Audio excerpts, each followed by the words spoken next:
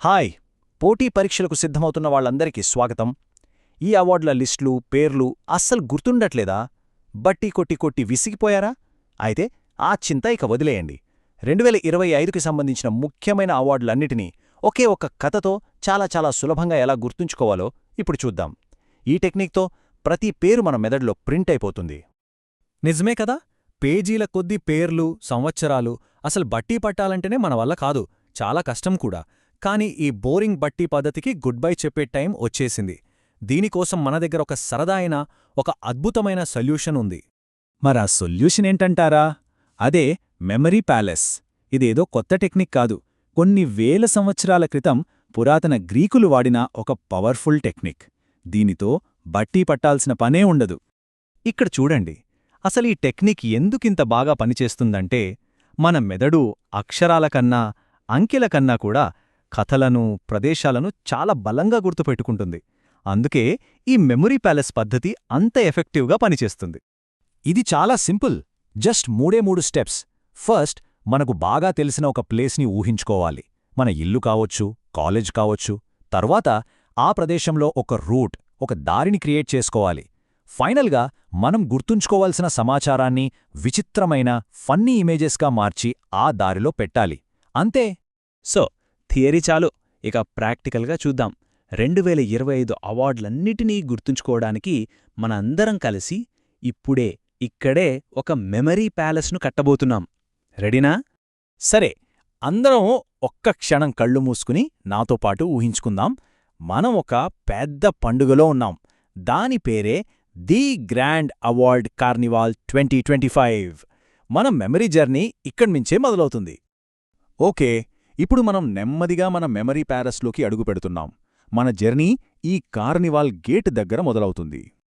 ఆ Carnival gate దగ్గర ఒక పెద్ద డిజిటల్ బోర్డు మెరుస్తూ ఉంది. దానిమీద పెద్ద అక్షరాలతో 139 అనే నంబర్ కనిపిస్తుంది. దాని అర్థం ఏంటంటే, ఈ సంవత్సరం మొత్తం 139 పద్మ అవార్డులిచ్చారన్నమాట. ఇది మన ఫస్ట్ కీ నంబర్. ఇప్పుడు గేట్ దగ్గర ఉన్న జనాన్ని గమనిద్దాం. చూడండి, 113 మంది సాధారణ పద్మశ్రీ టికెట్లతో లైన్లో ఉన్నారు. వాళ్ల పక్కనే 19 మంది విఐపీలు పద్మభూషణ్ టికెట్లతో ఉన్నారు. ఇక అందరికంటే ముందు 7 చాలా చాలా ముఖ్యమైన అతిథులు. వాళ్ల తలల మీద పద్మవిభూషణ్ కిరీటాలున్నాయి. చూశారా? 139 అవార్డుల బ్రేకప్ ఎంత ఈజీగా గుర్తుండిపోయిందో. సరే, గేట్ దగ్గర్నుంచి లోపలికి వెళ్దాం. అడుగుపెట్టగానే మనకొక పెద్ద మెగా స్పోర్ట్స్ అరేనా కనిపిస్తోంది. ఇక్కడే మన స్పోర్ట్స్ అవార్డులన్నీ దాగి ఉన్నాయి. వావ్! అరే, అరేనా మధ్యలో అటు చూడండి, మన టెన్నిస్ లెజెండ్ లియాండర్ పేస్ ఏకంగా చంద్రుడి మీద టెన్నిస్ ఆడుతున్నాడు. ఎందుకో తెలుసా? అతను పీసీ చంద్ర పురస్కారం గెలుచుకున్నాడు.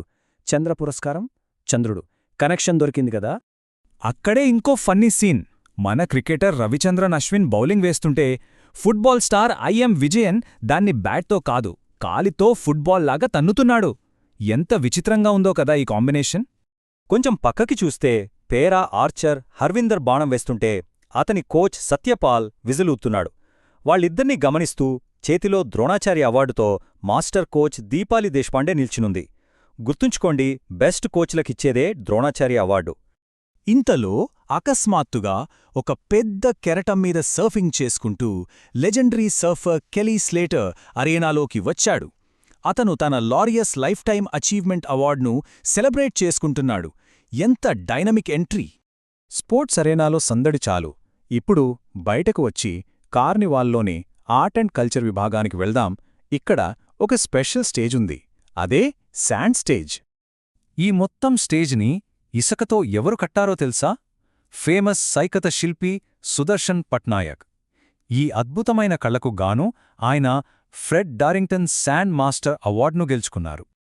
ఆ ఇసుక స్టేజ్ మీద చిన్న పాప చేతన చాలా ఉల్లాసంగా డాన్స్ చేస్తోంది. తన టాలెంట్కు గాను ఆ పాపకు నృత్య కళాభూషణ్ బాలు పురస్కారం లభించింది. బాలు పురస్కారమంటే పిల్లలకిచ్చేది. సింపుల్. చేతనతో పాటు కుముదిని కథక్ డాన్స్, తియాం మణిపురీ డాన్స్ చేస్తున్నారు. ఇక్కడ తియాం వేసుకున్న ఆ స్పెషల్ వెదురు మాస్క్ని గమనించండి. దాన్ని తయారుచేసింది రేబకాంత. సరే, ఇప్పుడు మనం ఈ ఆర్ట్ స్టేజ్ నుండి కార్నివాల్లోని లాస్ట్ అండ్ మోస్ట్ ఇంట్రెస్టింగ్ జోన్కు వెళ్దాం. సైన్స్ అండ్ మెడిసిన్ జోన్కు స్వాగతం. ఈ జోన్లో ఇద్దరు శాస్త్రవేత్తలు ఆకాశంలోకి రాకెట్లను లాంచ్ చేస్తున్నారు.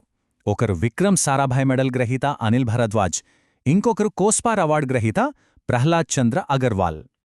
ఇంత హైటెక్ జోన్కి పవర్ ఎక్కడ్నుంచి వస్తుందనుకుంటున్నారు? జేఎత్ సస్టైనబిలిటీ ప్రైజ్ గెలిచిన పెరివింకిల్ టెక్నాలజీస్ ఇంకా ఫార్వర్డ్ ఫాస్టర్ అవార్డు పొందిన ఎన్టీపీసీ సంస్థలు పవర్ సప్లై చేస్తున్నాయి. ఇక ఫైనల్గా ఒక powerful scene. Cyclone man of ఇండియాగా పేరుగాంచిన మృత్యుంజయ్ మహాపాత్ర ఒక చిన్న సేఫ్ సైక్లోన్ని తన చేతులతో కంట్రోల్ చేస్తున్నారు. విపత్తుల నిర్వహణలో ఆయన చేసిన కృషికి గాను ఐక్యరాజ్యసమితి ససకావా అవార్డు లభించింది. మన కార్నివల్ యాత్ర ఇక్కడితో ముగిసింది. కాని మనం గెలుచుకున్న అసలైన బహుమతి ఈ అవార్డుల లిస్ట్ కాదు. వీటిని గుర్తుపెట్టుకోవడానికి మనం నేర్చుకున్న ఈ అద్భుతమైన మెమరీ స్కిల్. కాబట్టే చివరిగా ఒక మాట. ఈ మెమరీ ప్యాలెస్ టెక్నిక్ బోరింగ్ చదువును ఒక ఫన్ గేమ్గా మారుస్తుంది.